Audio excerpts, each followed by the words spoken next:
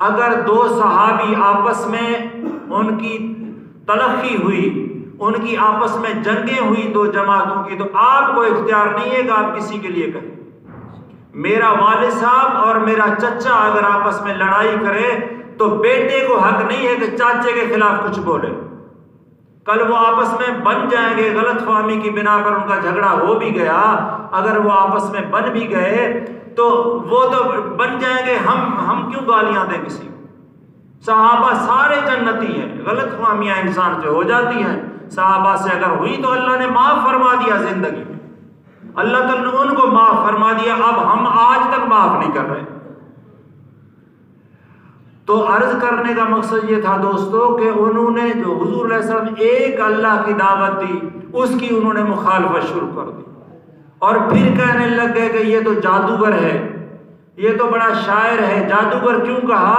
کہ بڑے بڑے جو تھے نا وہاں کے لوگ، مثلا ابو بکر جیسا بندہ تھا، وہ کوئی ایسا کم بندہ نہیں تھا اپنے معاشرے کے اندر، اپنی ایک اہمیت رکھتا تھا، اس جیسا بندہ بھی حضور کے چکر میں آ گیا، عمر جیسا شخص بھی حضور کے چکر میں آ گیا، عثمان جیسا بھی چکر میں آ گیا، یہودیوں کا بہت بڑا عالم عبداللہ ابن سلام، یہودیوں کا بہت بڑا، جس کو تورات اور انجیل یاد تھی، حضور علیہ السلام کے سامنے سوال کرنے کے لیے آیا، تو جب حضور علیہ السلام نے قرآن پاک سنا تو مسلمان ہو۔ کیوں؟ قرآن مجید کے اندر اثر ہے دوستو، آج بھی وہی اثر ہے، قرآن پاک کے اندر وہ اثر موجود ہے۔ اثر ہمارے اندر کیوں نہیں؟ اسی لیے کہ ہمارا دل صاف نہیں، ہم اللہ کے ساتھ شرک کرتے ہیں، دوسروں سے مانگتے ہیں، جیسے وہ مانگتے تھے، رزق دینے والا اور ہے، چھیننے والا اور ہے، موت والا اور ہے، آسمان سے بارش برسانے والا اور ہے، اور پتہ نہیں کیا کیا انہوں نے بنا رکھے تھے۔ میں نے ایک واقعہ سنا تھا کہ عمران ابن حسین والد تھا عمران کا، دونوں صحابی ہیں، لیکن وہ پہلے جو عمران تھا وہ صحابی نہیں تھا، حضور کے پاس آیا تو حضور علیہ السلام نے اسے پوچھا، حسین بتا کتنے خداؤں کو مانتا ہے، کتنے معبودوں کو مانتا ہے؟ میں تھوڑا یہ مثال اس لیے دے رہا ہوں دوستو کہ ہم تھوڑا سدھر جائیں، ہمیں تھوڑا شعور آ جائے کہ ہم نے مانگنا کس سے ہے؟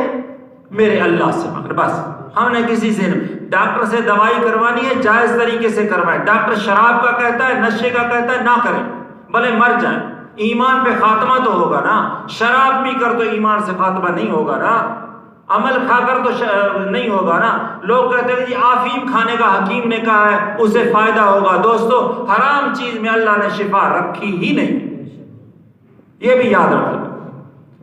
حلال سے کرے سنت ہے، لیکن پہلے صدقہ دے، کوئی بندہ بیمار ہو پہلے اللہ کی راہ میں خیرات کرے، کسی غریب کو 10 روپے دے دے، 100 روپے دے دے، مدرسے میں 1000 دے دے، مسجد میں کوئی چیز دے دے، اس کے بعد جا کے ڈاکٹر سے علاج بھی کرنا۔ ہم سب سے پہلے ڈاکٹر کے پاس جاتے ہیں، صدقہ ودقہ کوئی نہیں دیتے، پھر ڈاکٹر سارے پیسے چھین لیتا، میری فیس بھی اتنی، دوائیوں کا خرچہ بھی اتنا، ایکس رے بھی کرا کے لاؤ، اور یہ ٹیسٹیں کرا کر لاؤ۔ کتنی ٹیسٹیں ڈاکٹر لکھتا ہے؟ بے ایمان، سب کو بے ایمان نہیں کہتا، اللہ ماشاءاللہ ڈاکٹر اچھے بھی ہیں، اکثر ڈاکٹر جو ہے نا مفاد پرست ہے، 90% ڈاکٹر مفاد پرست ہے، 90% ڈاکٹر دکاندار مفاد پرست ہے، اپنی سوچتا ہے، غریب کی کبھی اس شخص نے نہیں سوچا۔ آج دوائیں ملتی ہیں تو 3 نمبر، کوئی اثر دوا کے اندر نہیں، جتنا بڑھاتے جا رہے ہیں بڑھاتے جا رہے ہیں، کہاں جائے انسان؟